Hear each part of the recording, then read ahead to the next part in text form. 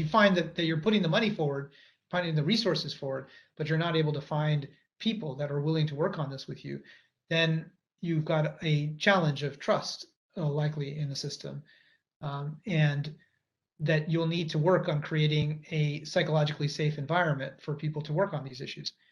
And to my mind, that requires you to listen differently to your stakeholders, whether it's in your community environment or within your staff and your community. It's listening actively and differently than you've listened before. And then to act on what you find. So to listen and then to act based on what you're hearing, and then to not expect anything in return for some time.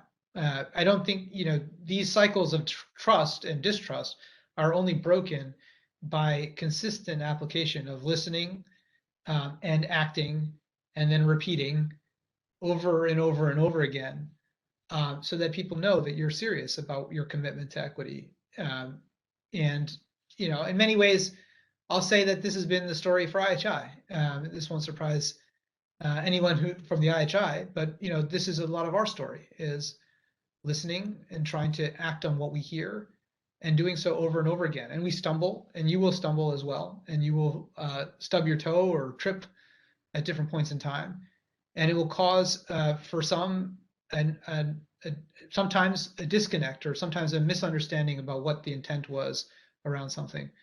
But if you listen and you act and you do so consistently and repeatedly over time, then trust eventually gets built in a community.